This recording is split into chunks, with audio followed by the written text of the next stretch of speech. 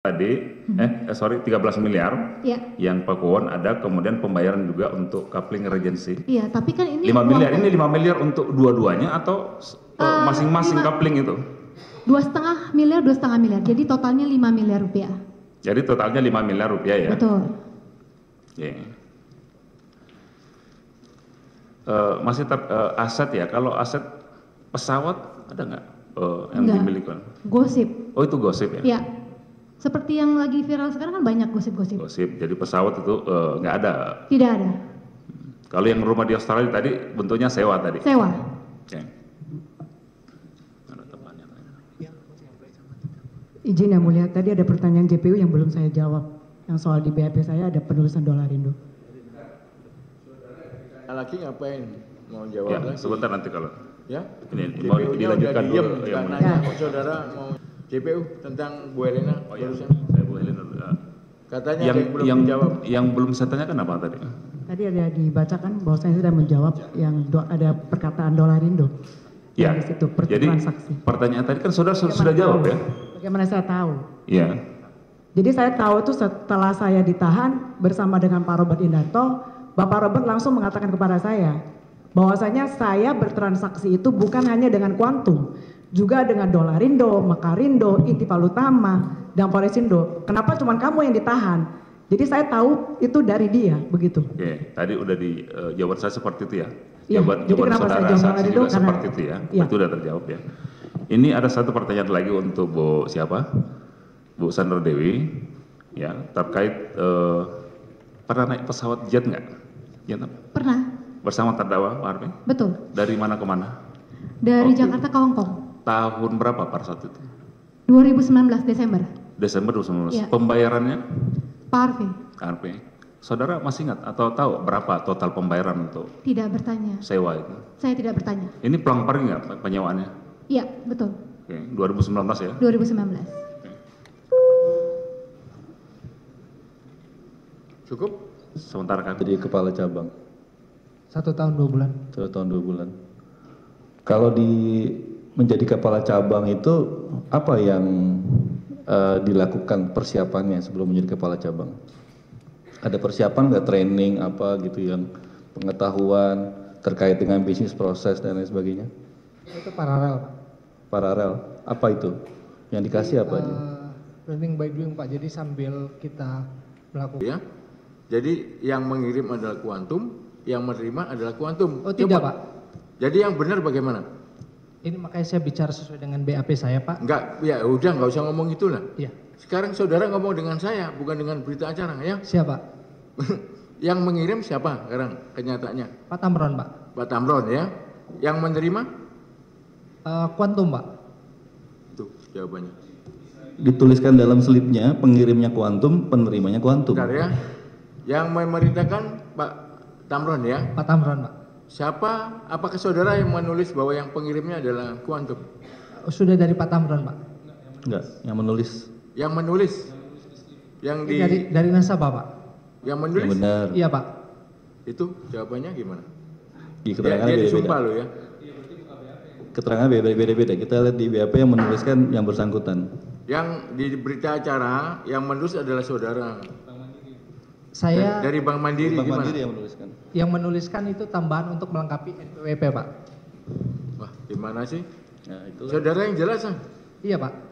saudara Maaf bisa ya, tahu. dari semua saksi ini yang agak apa rumit dikit saudara. Yang lainnya enak-enakan aja Iya. ya. Malah ada yang malah mau menjawab lagi ya. Saksi Elena malah over kan gitu ya. Tapi nggak apa-apa. Ini persidangan ya seperti inilah ya. Coba saksi yang benar bagaimana sih? Jadi slip itu Enggak, yang menulis siapa? yang menulis dari Pak Tamron, Pak. Ditulis apa di situ? Nama, Pengirimnya? penerima dan penerima, Pak. Enggak, pengirimnya ditulis siapa? Pengirimnya Quantum, Pak. Quantum itu. Yang nulis Pak Amron, saudara. Dari Pak Tamron, Pak. Pak Tamron yang memerintahkan saudara apa yang Pak Tamron yang menulis? Tapi yang nulis adalah saudara. Bingung nggak? Itu dua hal yang berbeda loh. Itu dari kita bantu melengkapi, Pak, sesuai dengan WA chat-nya itu, Pak. Itu coba seperti Iya. itu.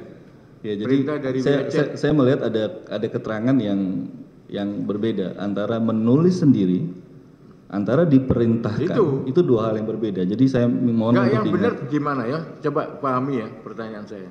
Saya nggak akan ngulangi lagi, ini terakhir ya. Jadi saudara diperintahkan Pak Tamron itu apa? Menulis atau gimana? Untuk melakukan transaksi. Iya, bukan transaksi udah. Oke. Yang di dalam penulisan ini. Mulia, nanti ketika Ya, saudara nanti bertanya. pada saat sekarang kan sudah. Ya, makanya saya menyampaikan Dan keberatan saudara itu. sudah menanyakan ke Helena bahwa apa rentang waktunya ya? Iya, dan Helena bilang 18 sampai 2020. 18-20 yang Atau dia. saudara lupa? Yang di persidangan tuh saya tahu kontrak kerja dari fakta persidangan saya yang mulia. Saya selalu mendengar kerjasama PT Smelter itu 2018 ke 2020. Udah Ya. seperti itu. Dan tadi yang ditunjukkan 2023 gitu. Ya, simpulkan silakan. Oke, terima kasih yang mulia. Lalu pertanyaan terakhir buat Bu Helena dari saya.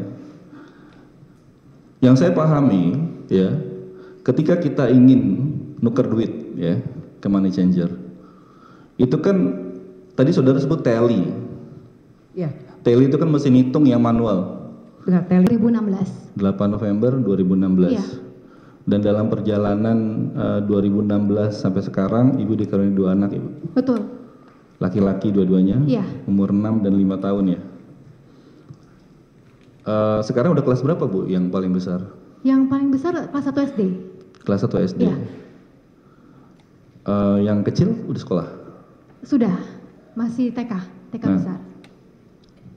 Selama Ibu ya dalam masa perkawinan dengan Pak Harvey,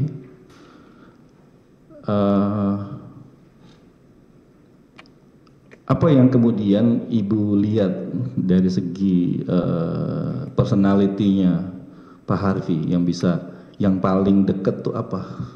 Misalnya apa sih yang karena saya banyak dengar misalnya Pak Harvey itu adalah orang yang generous, ringan tangan, dia bantu orang, nggak ngelihat siapa.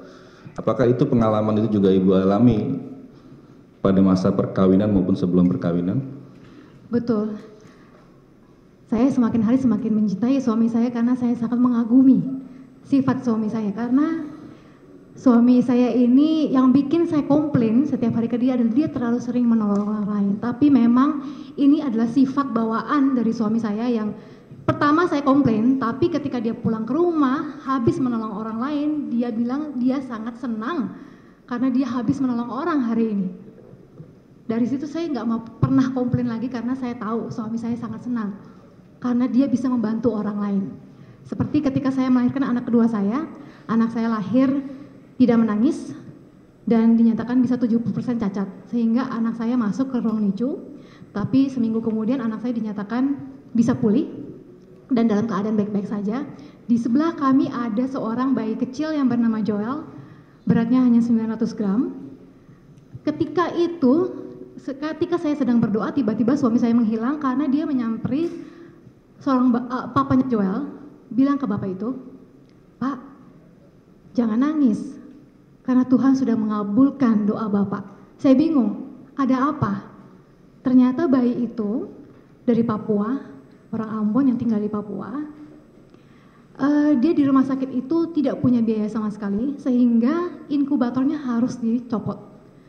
Sehingga kalau inkubator dicopot, bayi itu akan meninggal. Terus saya bilang, apa yang kamu lakukan? Dia bilang, saya akan menanggung sampai selesai bayi itu sampai sempurna. Dari rumah sakit berbulan-bulan menjadi banyak operasi sampai sehat seperti sekarang ini. Itu suami saya. Terus saya bilang ke semua suami saya, boleh nggak? Jangan semua orang ditolong, pilih-pilih. Saya juga suka menolong. Tapi kadang-kadang ada orang juga yang kadang-kadang nggak usah ditolong. Nggak bisa.